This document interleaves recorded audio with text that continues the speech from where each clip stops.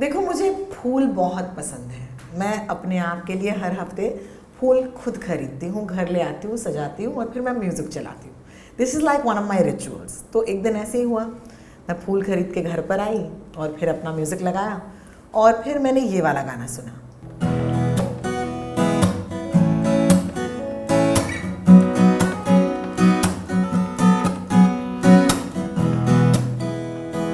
फूलों की लाशों में ताज़गी चाहता है, फूलों की लाशों में ताज़गी चाहता है, आदमी छूट गया है कुछ भी चाहता है, फूलों की लाशों में। जिंदा है तो आसमान में उड़ने की जिद है, हो मर जाए तो सड़ने को ज़मीन चाहता है, आदमी छूटिया है। Thank you. Thank you. मेरी ये जो फूल खरीदने की जो ऐसे एक रिचुअल थी, आदत थी, उसमें थोड़ी सी अब आपकी आवाज़ सुनाई देती है मुझे जब भी मैं फूल खरीदती हूँ। लगता है मैंने सब आशिकों की बद्दुआएं ले ली हैं इस गाने से। लड़कियों को फूल मिलना बंद हो गए कसम से हिंदुस्तान में लड़कियों को फूल मिलना बंद हो गए तुम्हारे इस गाने की वजह से। राहगीर, वेलकम टू माय शो। बहुत बहुत शुक्रिया।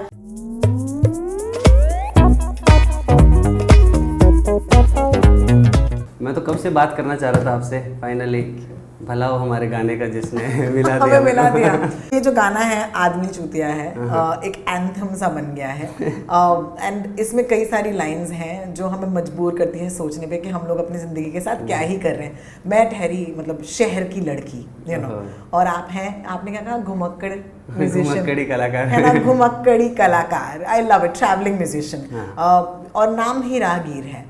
ओरिजिनली नाम सुनील है। ओके, हाँ सुनील है, सीकर से हैं आप, राजस्थान से। और राहगीर ये नाम कब पड़ा?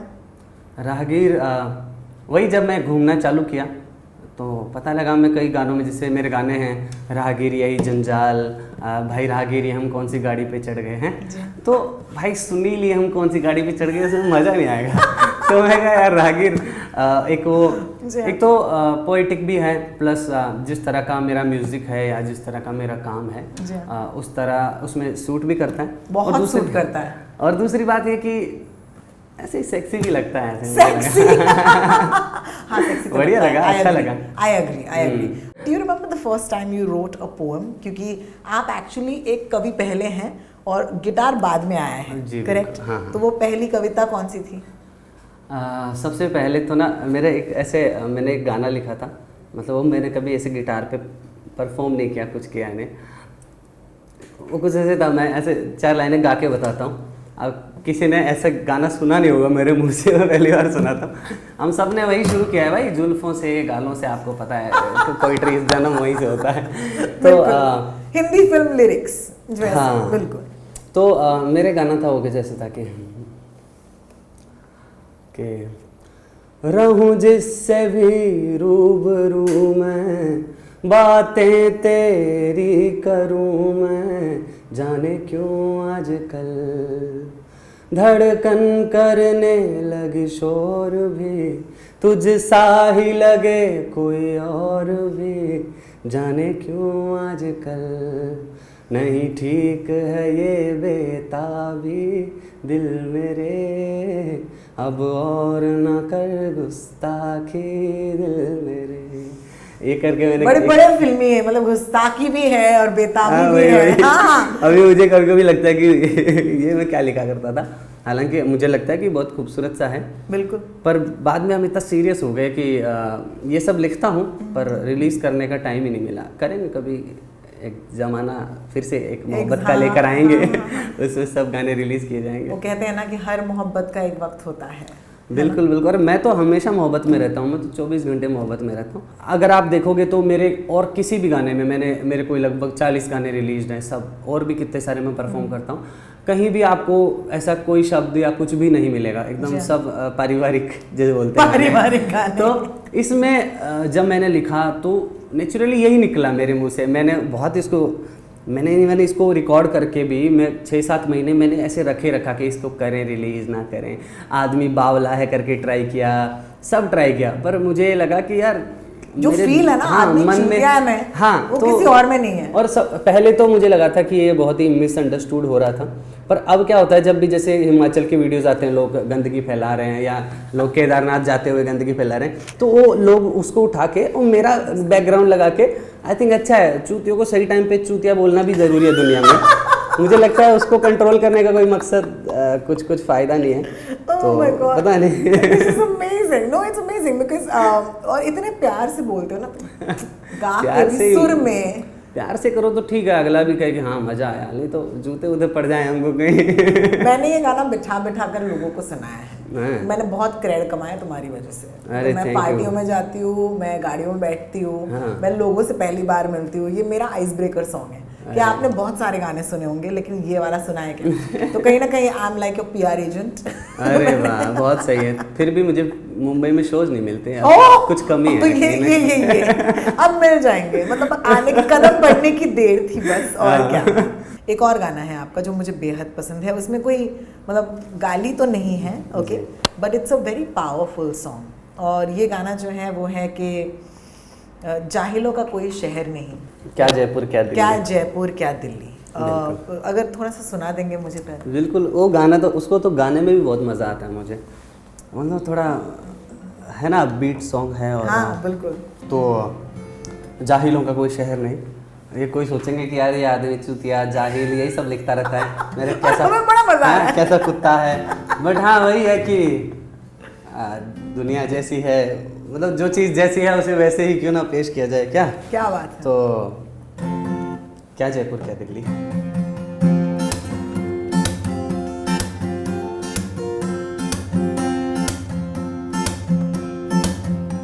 हर चौमू के चौराहे पर एक बुड्ढा बैठा नंगा, आते जातों को पूछता कि क्यों हूँ भाई चंगा, जो रुक जाता उसे बोलता कि सुन भाई सेठा, अरे जा आगरा मुँह में ले ले आगरे का पेठा, या जयपुर जाके रंग वाले पिछवाड़ा गुलाबी, मुझे लगा कि कोई पागल है या फिर शराबी, मैं वेला था जा बैठ गया उसके बाजू में, पूछा बाबा जी क्यों लाई है तूने ये चिल्लम चिल्ली, वो बोला जाहिलों का कोई शहर नहीं, क्या जयपुर क्या दिल्ली, हर जाहिलों का कोई शहर नहीं, क्या जयपुर क्या दिल्ली, हर क्या जयपुर क्या दिल्ली, क्या पटना लुधियाना चंडीगढ़ अम्बरसर बम्बई शिमला मनाली कुल्लू चंबा सीकर झुंझुनू कोटा चूरू काशी कोची गोवा रांची कलकत्ता इंदौर चेन्नई गुवाहाटी आइजोल मदुरई सिरसा सूरत और तिरुचिरापल्ली, जाहिलों का कोई शहर नहीं, क्या जयपुर क्या दिल्ली,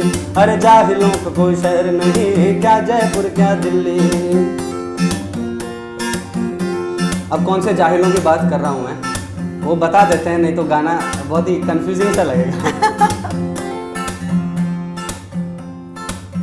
वो बोला मेरे गांव में एक शाम एक बंदा घर पे लौटा थका हारा, उसकी बीवी गई थी पड़ोसियों से मांगने भैंस का चारा, पर उस बंदे को घर आते ही चाय चाहिए होती थी, और नहीं किसी के इस बारे में राय चाहिए होती थी, वो लौटी घर तो धर लिया उसको दिए लात और घूसे, अरे मुंह निकल गया सलवार में खून निकल गया मुंह से, फिर उसी हाल में पकड़ भगौना गई किचन के अंदर, एक आग वहाँ चूल्हे में थी एक उसके मन के अंदर, एक आग वहाँ चूल्हे में थी एक उसके मन के अंदर। और दुख की बात तो ये है ऐसे किस्से आम हैं हर क्षेत्र में प्लेन हो चाहे हिल्ली, हर दुख की बात तो ये है ऐसे किस्से आम हैं हर क्षेत्र में प्लेन हो चाहे हिल्ली, क्योंकि जाहिलों का कोई शहर नहीं, क्या जयपुर क्या दिल्ली, अरे जाहिलों का कोई शहर नहीं, क्या जयपुर क्या दिल्ली। तो यही प्राइवेट कॉन्सर्ट के लिए बहुत बहुत शुक्रिया। अरे कोई नहीं। बट इस गाने में भी I think the reason why मुझे आपके गाने इतने पसंद हैं इस क्योंकि एक तो एक सिंप्लिसिटी है इस एक रिदम में, ओके, जो मेलोडी है वो बहुत ही सिंपल है, लेकिन जो शब्द हैं okay it's almost like social commentary, you know. तो मैं पॉलिटिक्स पर हम बाद में आएंगे, लेकिन पहले सोशल कॉमेंट्री की बात करते हैं। ये आपके लिए ज़रूरी है कि जो आपके गाने हों उनमें कहीं ना कहीं एक मैसेज हो? बिल्कुल, वो मतलब क्या है ना कि जैसे ये गाना है इस बारे में, इसमें भी ना कि हम बहुत ही ये करते हैं कि दिल्ली वाले हैं कि हरियाणा में ऐसे होता है, आपको पता है। पर मुझे लगता है कि जाहिलों का कोई शहर नहीं है, वो हर जगह पाए जाते हैं और अच्छे लोग भी हर जगह पाए जाते हैं। तो आप किसी जाहिल को देख के उसको लेबल करें, उसकी जगह को लेबल करें, वहाँ के लोगों को लेबल करें, वो तो गलत बात है। और उन जाहिलों के बारे में मैं बता रहा हूँ कि वो सब जगह हैं, और कौन से जाहिल हैं वो भी मैं बता रहा हूँ कौन से हैं। हाँ, जी हाँ, बिल्कुल। तो हाँ, गाने देखो, ऐसा नहीं है कि हर गाना आप दुनिया को सुधारने ही निकले हो, पर मुझे लगता है कि एक आर्टिस्ट, अब मैं तो स्पेशली वही लिखता हूँ जो मैं फील कर पाता हूँ, फील करता हूँ जो भी जिस चीज़ को, चाहे वो कितना खूबसूरत हो, चाहे वो कितना भी घिनौना हो, और मैं उसको ज़्यादा परते ना चढ़ा के, मैं जैसा देखता हूँ, जैसा मेरा मन फील करता है, मैं वैसे ही लिख देता हूँ। तो किसी भी कलाकार को मुझे लगता है कि ये ज़रूरी नहीं है कि वो मैसेज दे, कि वो ऐसा समाज को बदले, मतलब जिम्मेदारियाँ ले, ऐसा मुझे लगता है हर आदमी अगर वो बनाता रहे जो उसका दिल करता है, तो कहीं ना कहीं ऐसे बहुत लोग हैं जो ऐसे फील करते हैं। और जब हम कोई भी कहानी देखते हैं, कोई भी गाना सुनते हैं, उसमें जब ऐसा मिलता है कि यार ये तो हम भी फील करते हैं, तब जाके वो गाना कहीं ठहरता है किसी के मन में। हम भी कई फिल्में हम ऐसे देखते हैं कि फिल्म पूरी देखी, अच्छा लग रहा है, ख़त्म हुई, चले गए, हम कनेक्ट, मतलब मज़ा आया, बट हम उतना कनेक्ट नहीं कर पाए कि वो हमारे साथ रहे कई दिनों तक। तो कहीं ना कहीं मेरे जो गाने हैं, तो मेरे को तो सिंपल ही लिखना आता है, तो मैं सिंपल ही लिखता हूँ, और उससे यही होता है कि हर आदमी, अब कुछ चीज़ें हैं जैसे अब जैसे मैं इस गाने में मैं बात कर रहा हूँ कि ऐसा आदमी जो आके पीटता है, तो उसको देख के ना हर आदमी के मन में गुस्सा आएगा ही, मतलब वो मेरे भी आएगा, मैं गांव वाला हूँ, आप शहर वाले हो, या कोई कहाँ का है, हर बंदे के कहीं ना कहीं आता है। जैसे कोई छोटा पिल्ला देख के किसी को क्यूट फील आता है, वो सबको ही आएगा वो। तो मुझे कहीं लगता है डीप डाउन हम सारे सेम सा ही फील करते हैं, बस कुछ परतें चढ़ के हम लोग थोड़ा सा इधर उधर हो जाते हैं। तो मैं वही गाता हूँ जो मेरे को अंदर फील हो रहा है, और कहीं ना कहीं लोग कनेक्ट कर पा रहे हैं, इसीलिए लोग सुन पा रहे हैं। तो मैं तो वही करता हूँ, बाकी सोशल मैसेज तो उसका एक पार्ट बन जाता है बस। और ऐसे ही आपका एक गाना है जो मुझे बेहद पसंद है, मेरे गाँव आओगे। ये आप चाहते हैं कि लोग आपके गांव आएं, या फिर कहीं ना कहीं एक गांव जाकर थोड़ी देर बिताएं? क्या सीख सकते हैं हम अगर हम ये जो लाइफ है थोड़ी सी छोड़ दें और थोड़ा सा मौका मिले तो? मुझे लगता है कि गांव ऐसा है कि गांव की एक अलग दुनिया है। जैसे मैं अभी गांव जाता हूँ तो कुछ चीज़ें वहाँ पे अच्छी हैं, कुछ चीज़ें बुरी भी हैं। गांव शब्द सुन के शहर वालों को या फिल्मों में भी ऐसे परोसा जाता है कि गांव मतलब खूबसूरत, सब लोग ऐसे है खूबसूरत, खालीपन है, आपको टाइम मिलता है, आपको ट्रैफिक नहीं मिलता, आपको बहुत सारा शुद्ध हवा मिलती है। बट गांव के साथ गांव के पंगे भी बहुत आते हैं, तो वो बहुत कम लोग बात करते हैं। जैसे कि गांव में जब जैसे अब चुनाव वगैरह यहाँ आते हैं तो यहाँ बड़े स्केल पे कुछ होती है चीज़ें, लेकिन गांव में वो चीज़ें पर्सनल हो जाती हैं। जैसे सपोज सरपंच का चुनाव है तो घर घर में माहौल बनेगा, क्योंकि मुश्किल से 30 घर हैं, उसमें भी बंट गए हैं ना, वो सीन होता है। उसके अलावा देखो गांव में भी बहुत कुछ होता है, जो जैसे कास्ट वाला भी बहुत ज़्यादा रहता है, चाइल्ड मैरिज वगैरह है काफ़ी हमारे इधर, और तो ये सब चीज़ें एक दूसरे की ज़िंदगी में टांग अड़ाना ज़्यादा है। अभी आप यहाँ पे कुछ भी करते हो, शहरों में हैं, तो दूसरे की टांग का कोई वो नहीं है। फैमिली वाला चलो अलग सीन होता है, बट वहाँ अलग सिस्टम है, वहाँ अलग महाभारत रहते हैं। तो मुझे लगता है दोनों पहलू हैं। अगर आप गांव जाओगे तो आपको कुछ चीज़ों से छुटकारा मिलेगा, अच्छा लगेगा, कुछ चीज़ें आपको नई देखने को मिलेगी जो आपने शहरों में नहीं देखी, जो आपको डिस्टर्ब करेगी। तो आई थिंक एक बैलेंस ज़रूरी है। तो गांव वालों को कुछ चीज़ें शहर वालों से सीखनी चाहिए, शहर वालों को कुछ चीज़ें गांव वालों से सीखनी चाहिए, तो अच्छा रहता है। तो ये गाना जो है ये न्योता है, ये गाना यार एक्चुअली ये तो थोड़ा दिल टूटने वाला सा गाना है। मुझे खुद नहीं समझ आता कि कैसे क्या फील करें इस गाने से क्योंकि ये गाना जो है कहीं ना कहीं रोमांटिक टाइप का या जो दिल टूटने वाला टाइप का ज़्यादा है कि मुझे याद आओगे। हाँ, मतलब ये मोस्टली इसका जो लिखने के पहले इसके पीछे जो भाव है वो ये था कि टाइम बीत जाने के बाद हमें कुछ चीज़ हम वापस वहाँ मुड़ के देख तो पाएंगे। जैसे हमारा पुराने दिन है, पुराने लोग हैं, बचपन है, जो भी है, तो हम मुड़ के देख तो सकते हैं उनको, पर वहाँ लौट नहीं सकते।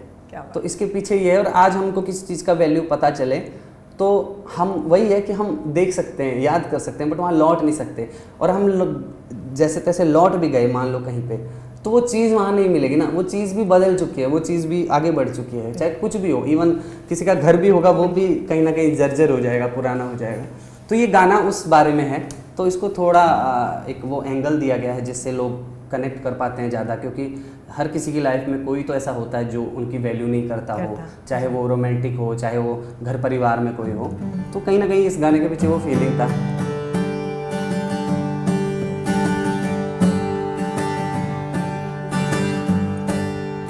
तुम मुड़ तो पाओगे पर लौट न पाओगे, तुम मुड़ तो पाओगे पर लौट न पाओगे, मेरी याद आएगी उस मकाम पे कभी, तुम पकड़ के गाड़ी शायद मेरे गाँव आओगे, तुम पकड़ के गाड़ी शायद मेरे गाँव आओगे, मैं मिलूंगा ही नहीं उस मकान पे कभी, तुम पकड़ के गाड़ी शायद। सूरत स्टेशन के बाहर ठंडी बेंच थी, चाय गरम थी, और बगल में एक ताऊ के हाथ में बीड़ी थी जो लगभग खत्म थी। मैंने बस 2-4 चुस्कियां ली थी कि इतने में ताऊ ने दूसरी सुलगा ली थी। पहली को फेंका जमीन पर और जूती से कुचल दिया, मुझे जाने क्यों तेरी याद आई, मैं उठा और चल दिया। शब्द है, दर्द है, कलाकारी है, गीत बना लूंगा। उन सब का जवाब है, शब्द है, दर्द है, कलाकारी है, गीत बना लूंगा। हो गीतों की कीमत भारी है, मैं कमा लूंगा। हो तेरा नाम न लूंगा, खुददारी है, मैं छुपा लूंगा। कोई गुनगुनाएगा तो तुम समझ ही जाओगे, और तुम पैसे औहदों पर इतराना पाओगे, और तुम पैसे औहदों पर इतराना पाओगे। इतनी तालियां होगी मेरे नाम पे कभी, तुम पकड़ के गाड़ी शायद मेरे गाँव आओगे, मैं मिलूंगा ही नहीं उस मकान पे कभी।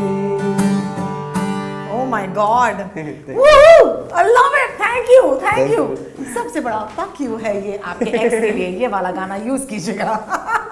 I love it, I love it. और आप बहुत दुख में लिखा था ये गाना कि मैं एक दिन गाने दूसरे मेरा गाना सुनाएंगे तुम्हें, तो याद रखना है ये बात। हाँ, तो ये fuck you उन सब के लिए जो तुम्हें भाव नहीं दे रहे हैं। ये उन सब के लिए है, बेचारे एक अकेले एक्स को क्यों हम दो गाने। हो पर ये कमाल का एक गाना था। आई थिंक कि लोगों को शायद ये बताना ज़रूरी है कि सिर्फ गाने ही नहीं है, आप किताबें भी छापते रहते हैं अपने। एक अभी मेरी एक बुक है आई है, हिंदी युग ने उसको टाइटल शीर्षक कैसा कुत्ता है, और कैसा कुत्ता है भाई राहगीर, और अच्छी चल रही है वो किताब, काफ़ी लोग उसको खरीद रहे हैं, और उसका पहला एडिशन निकल गया है, दूसरा भी आ रहा है। तो मतलब शब्दों की कीमत भारी है, हम कमा लेंगे। तो अगर आपने पढ़नी है तो पढ़िए, खरीदिए। एक क्योंकि हमारे पास किताब इस वक्त नहीं है, लेकिन एक वहाँ से पोम थोड़ा सा सुना देंगे। वहाँ से पोएम मैं सुनाता हूँ, बिल्कुल। एक मेरी कविता है जिसका नाम है राहगीर की उम्मीद। तो उसमें मैं लिखता हूँ कि जैसे मेरे सारे गाने हैं कि कैसे मैं चीज़ों को सुना रहा हूँ, जो ऐसी चीज़ें जो हमें परेशान करती हैं, तो उन चीज़ों पर मैं वार करता हूँ। तो लेकिन ऐसा नहीं है कि मैं होपफुल नहीं हूँ। आप उसको पॉइंट आउट कर रहे हो इसलिए कि आप उम्मीद करते हो कि लोग देखेंगे, आगे बढ़ेंगे। तो एक उसमें एक कविता है राहगीर की उम्मीद। तो कुछ ऐसा था कि जब खोद ली जाएगी ज़मीं पूरी, आसमां नोच लिया जाएगा, जब खोद ली जाएगी ज़मीं पूरी आसमां नोच लिया जाएगा, जब वो सब करना मुमकिन होगा जो सोच लिया जाएगा, जब आखिरी परिंदे को भी धर दबोच लिया जाएगा, मैं तभी मानूंगा कि बात बस के आगे निकल चुकी है। जब सहलाने को हवाएं पत्ते ढूंढना छोड़ देंगी, जब सहलाने को हवाएं पत्ते ढूंढना छोड़ देंगी, जब आखिरी 2 मधुमक्खियाँ छत्ते ढूंढना छोड़ देंगी, जब तलवारों की धारें निहत्थे ढूंढना छोड़ देंगी, मैं तभी मानूंगा कि बात बस के आगे निकल चुकी है। जब सीमेंट की सड़कें तोड़कर नाले बहना छोड़ देंगे, जब गांव के बीच खाली पड़े घरों में कुत्ते रहना छोड़ देंगे, जब बड़े बूढ़े आगे की नस्लों को बुरा कहना छोड़ देंगे, मैं तभी मानूंगा कि बात बस के आगे निकल चुकी है। और जब हर बंदे के हौसलों की कमर गम तोड़ देगा, जब हर बंदे के हौसलों की कमर गम तोड़ देगा, जब आखिरी सच्चा बंदा भी कसम तोड़ देगा, जब आखिरी गीत किसी हलक में दम तोड़ देगा, मैं तभी मानूंगा कि बात बस के आगे निकल चुकी है। और जब हर बच्चे की नाक में नकेल पड़ जाएगी, नकेल जो हम ऊँट को कंट्रोल करते हैं, कि जब हर बच्चे की नाक में नकेल पड़ जाएगी, जब हर बंदे के इर्द गिर्द जेल पड़ जाएगी, जब हर पहाड़ की चोटी तक रेल पड़ जाएगी, मैं तभी मानूंगा कि बात बस के आगे निकल चुकी है। Oof, I love it. I love it. I love Thank it. you, thank you. I love it. You know, I know that you're very influenced by Bob Dylan. बिल्कुल है ना? बॉब डिलन, या बॉब डिल्लो हमारे पंजाब के होते तो Bob Dhillon होते। Bobby Dhillon. Bobby Dhillon amazing है, अमेजिंग है, क्योंकि कहीं ना कहीं एक एक सिंप्लिसिटी वो उनके पास भी इतना ही था। हाँ, मतलब ऐसे बहुत सारे कंट्री म्यूजिशियंस को मैं सुनता हूँ और जिनको मतलब बॉब डिलन से भी ऐसे ऐसे लोग हुए हैं जो जिन्होंने लाइफ में मजदूरी भी करते करते गाए, जो कोई माइनर्स थे, ऐसे भी लोग हैं जो कोल माइनर्स थे। वही है ना कि आपके पास कहने को अगर कुछ है तो आप तरीके निकाल लोगे। उनको कभी कोई 3 महीने का कोर्स, 6 महीने का गिटार कोर्स करने का मौका नहीं मिला। उन्होंने ऐसे भी लोग हैं जिन्होंने ऐसे घर पे पड़े वो कैस्ट्रोल ऑयल के डिब्बों से, टीन टप्पर से उन्होंने तार लगा के गिटार बजाए और उन्होंने अपनी बातें कही। ऐसे हैं बहुत सारे म्यूजिशियंस हैं। तो कहीं ना कहीं मैं जब मैंने शुरू किया, पहले मुझे भी ये लगता था कि यार हमें तो सा की पूंछ भी नहीं पकड़नी आती, हम आगे कहाँ पहुँचेंगे। और ऊपर से दूसरी बात कि एकदम से कभी गिटार विटार भी नहीं आता, गाने का कोई हमें अता पता नहीं है, अभी भी नहीं पता। और तो ऐसे लगता था कि यार पता नहीं मतलब कैसे होगा। आजकल हम देखते हैं कि हर बंदा एकदम सारे गामा कर दे रहा है और गिटार पे ऐसे खतरनाक पकड़ है। और रियलिटी शो देखो तो और डर लगता है। हाँ, मैं कहा यार मैं तो देखता ही नहीं उनको, वो रियलिटी कम और बकचोदी ज़्यादा लगती है। ऐसे तो हुआ नहीं होगा कि आपकी आवाज़ या आपके गाने अगर मुझ तक पहुँचे हैं तो जाहिर सी बात है कई सारे लोगों तक पहुँचे हैं। तो ऐसे बहुत सारे लोग होंगे जो आपके गाने अभी अपने शोज़ या अपने फिल्मों में शायद यूज़ करना चाहें, तो आ रहा है कुछ? हाँ, ये इन्होंने बड़ी सावधानी से, इनको पता था। तो अभी एक मूवी आ रही है पंकज त्रिपाठी जी की, जो कि श्रीजीत मुखर्जी का डायरेक्शन है और उसमें शांतनु मोहित्रा उन्होंने म्यूज़िक दिया है इसमें। तो उसमें मेरा एक गाना आ रहा है जो कि आपने शुरू में ही सुना है आदमी। उसका बेटर टेक है, अच्छा रिकॉर्डिंग और अच्छा म्यूज़िक है। मतलब उसका सॉल हमने वही रखा है, बस थोड़ा सा उसको एक क्वालिटी एनहेंस किया है। तो अभी आ रही है 24 जून को। अगर ये तब तक अपलोड हो गया तो मतलब फिल्म आ चुकी है, नहीं हुआ तो मतलब देख के आना। पैसों के क्या मायने हैं ज़िंदगी में? देखो, पैसे ऐसा है कि पैसे भी बहुत ज़रूरी हैं। वो क्या, भूखे पेट भजन ना हो गोपाला हैं। तो पैसे ज़रूरी हैं, पर उससे भी ज़्यादा ज़रूरी है एक अपना सेल्फ रिस्पेक्ट और अपने आप से ट्रू रहना, ईमानदारी। तो, हाँ, ईमानदारी तो है, चलो ठीक है। लेकिन मैं तो वही है ना, मैं कोई ऐसे हार्ड रूल्स में अपने आप को बांध के नहीं रखता। ओपन रहता हूँ चीज़ों के लिए। कई बार मैं ऐसे बेईमान चीज़ें भी कर लेता हूँ जो मेरे लिए अच्छी रहती हैं, तो ऐसा कोई वो नहीं है। बट मेन चीज़ ये है कि मैं ऐसे नहीं कि मेरे को बहुत कहीं पैसे, मान लो सपोज़ कहीं ज़्यादा पैसे मिल रहे हैं, बट एज एन आर्टिस्ट मुझे अपने आप से ऐसे मुझे मन मार के कुछ करना पड़े तो मैं अवॉइड करूँगा। अब ये अलग है कि मैं जब बता रहा था ना, जब मैं टूर पे निकल रहा था पहले भी, क्योंकि अब तो हमें जानते हैं लोग, अब तो हम 4 पर शोज़ कर रहे हैं, कमा रहे हैं, अब तो कोई सवाल ही नहीं उठता हम पैसे के लिए ऐसे बिक जाएं इजीली। और हम जब नहीं बिके जब हमारे पास कुछ नहीं था। तो उस टाइम में जब टूर करता था तो ओबियसली मेरे पास ऐसे पैसे ज़्यादा होते नहीं थे, मैं लिफ्ट ले लेके घूम रहा हूँ, बट ऐसे भी नहीं कि मैं एकदम कि ऐसे भिखारी की तरह घूम रहा हूँ। इट्स लाइक कि मेरे पास दोस्त हैं, मेरे पास घर वाले हैं, मेरे पास, मैं खुद भी इतना रखता था कि मैं अपना एक वापसी का किराया मेरे पास हमेशा होता था कि भाई गांव की बस पकड़ लेंगे, जब बहुत थक गए तो फिर खाना गांव में रहेंगे, 2-4 दिन खाना वाना खा के फिर निकलेंगे लेकिन ऐसा नहीं है। तो मैंने उस टाइम ऐसे बड़ा रूल बना रखा था कि भाई जब तक 2-3 दिन तक ऐसे हो गया कि अब 2-3 दिन से हम भूखे हैं तब हम गिव अप करेंगे, या गिव अप ही उस सेंस में कि हमें किसी को प्रूव नहीं करना कि भाई तू 2 महीने के टूर पे निकला है, तू तो 5 दिन में घर आ गया। हमें जब लगेगा कि हमें घर जाना है तो हम घर जाएंगे। हाँ? तो वो मेरे लिए पैसे का वही मायना है कि जब तक ये आपको अपनी आर्ट में हेल्प कर रहा है। आज मैं पैसे हो तो आप किसी, सपोज आपका किसी गाने में आपका मन है कि कोई इंस्ट्रूमेंट, ये वाला इंस्ट्रूमेंट बजाए, सारंगी बजानी है, कुछ बजाना है, तो आप किसी सारंगी वाले को हायर कर सकते हो, आप उसको पैसे भी दे सकते हो उसका काम लेने के लिए। तो आई थिंक एक तो वो बहुत ज़रूरी है, और आपका एक एनर्जी भी बहुत बचती है। जैसे मैं पहले कहीं सपोज मुझे गाना गाने जाना है तो मैं उस वहाँ तक पहुँचने में मेरी इतनी जान आ जाती थी कि मैं 2-3 सिटी बस बदल रहा हूँ, या कई जगह ऐसे होता है ना कि जहाँ ट्रांसपोर्ट बहुत ख़राब है, तो मैं पहुँचते पहुँचते ऑलरेडी थका हारा पहुँचता हूँ, तो वहाँ एक फ़ायदा होता है। तो कहीं ना कहीं पैसे बहुत ज़रूरी हैं लाइफ में, बट डिपेंड ये करता है कि अगर वो आपको ज़रूरत से ज़्यादा के चक्कर में हो, कि ज़रूरत पे उसके बाद आप सेलेक्टिव हो जाते हो कि इतना तो अपने को चाहिए भाई सर्वाइवल के लिए, उसके बाद अपन अपनी मर्जी से चलेंगे। ऐसा क्या बात है, क्या बात है। इस वक्त ड्रीम क्या है, और क्या है सपने राहगीर तुम्हारे इस वक्त? ये आपने अच्छा बोला, क्योंकि कई लोग बोलते हैं आपके सपने क्या हैं, वो बहुत ब्रॉड हो जाते हैं, क्योंकि सपने ना बदलते रहते हैं। अब मेरे से कोई मैं जब गांव में 8वीं 10वीं में पढ़ रहा था, मेरे से कोई पूछता तो मैं एकदम शाहरुख खान बनना चाहता था कि अपने इर्द गिर्द ऐसे नाच रहे हैं लोग, हीरो बने हुए हैं। हाँ सही बात है।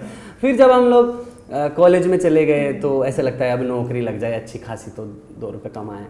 फिर अब चेंज हो गया, तो मुझे अभी जो मैं सोचता हूँ एक तो यही है कि मेरे पास कुछ स्टोरीज़ हैं, जैसे उनको मैं as a movie, as a web series मैं चाहता हूँ कि वो बने।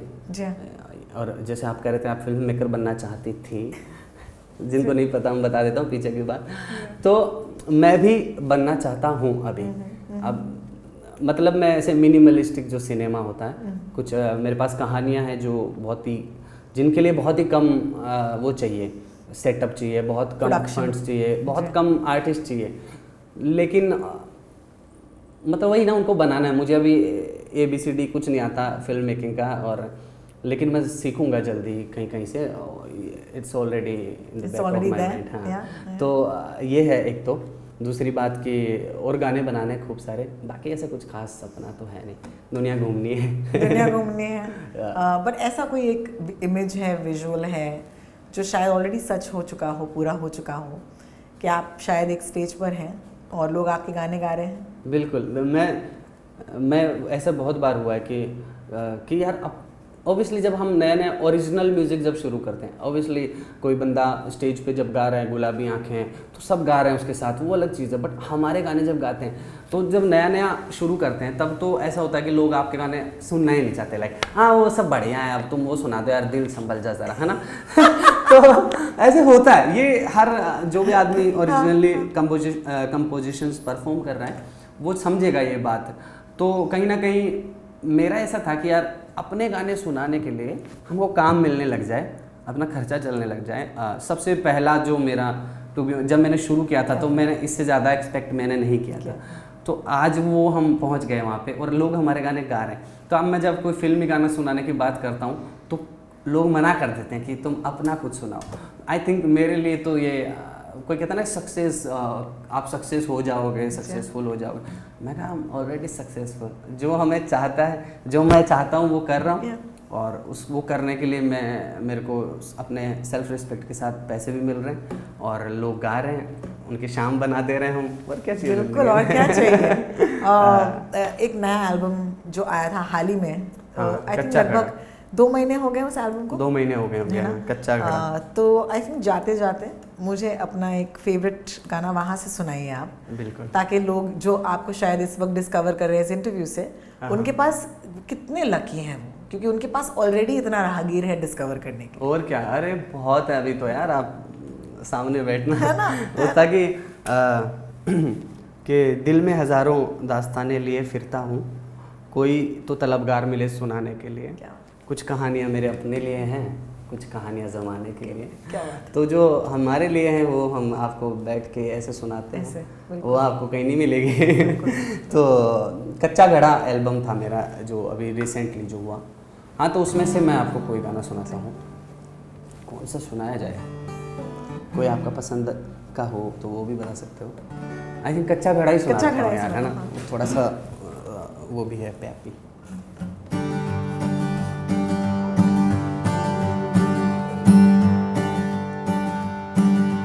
एक कच्चा घड़ा हूँ मैं, एक कच्चा घड़ा हूँ मैं, फिर भी बरसात में खड़ा हूँ मैं। बूंदे बेरहम हैं, उनको ये वहम है कि मैं टूट रहा हूँ, जो मैं चीख रहा हूँ, पर वो बेवकूफ है, मैं तो सीख रहा हूँ। ऐसे पहले भी लड़ा हूँ मैं,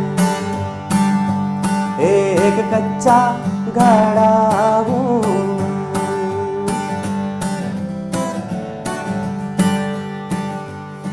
हम वो हैं जो किस्मत के चांटों के शोर पे नाचते हैं, हम वो हैं जो किस्मत के चांटों के शोर पे नाचते हैं, जितनी जोर का चांटा हम उतनी जोर से नाचते हैं। ये जो खिसक खिसक के मैं आगे जा रहा हूँ, ये जो फिसल फिसल के मैं पीछे आ रहा हूँ, ये जो पिघल पिघल के मैं बहता जा रहा हूँ, ये जो सिसक सिसक के मैं आहें भर रहा हूँ। नीचे हैं खाइयाँ और मैं कांप रहा हूँ, पर जिंदा हूँ अभी अभी हाँफ रहा हूँ। ऐसे पहले भी चढ़ा हूँ मैं, एक कच्चा घड़ा हूँ मैं।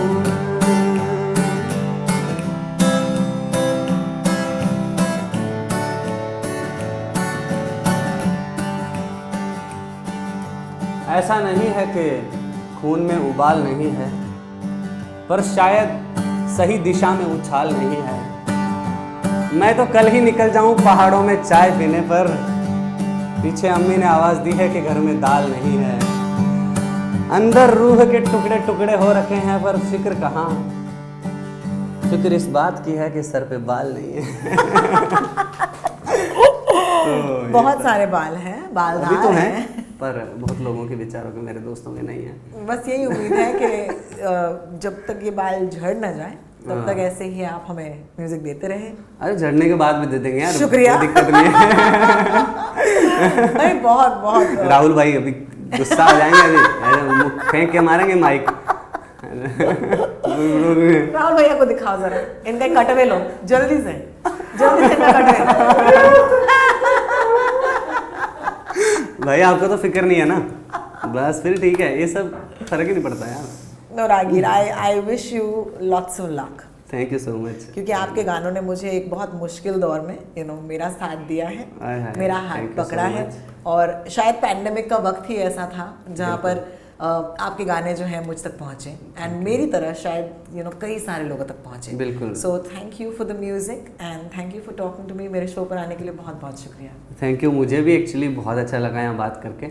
और गाने तो हम सुनाते ही रहते हैं, पर गानों के लाइनों के बीच इतना कुछ हैपन होता है रियल लाइफ में हमारे मतलब पीछे, कि उनको शेयर करने का मौका बहुत कम मिल पाता है। तो मुझे आज मौका मिला, थोड़ा मज़ा आया।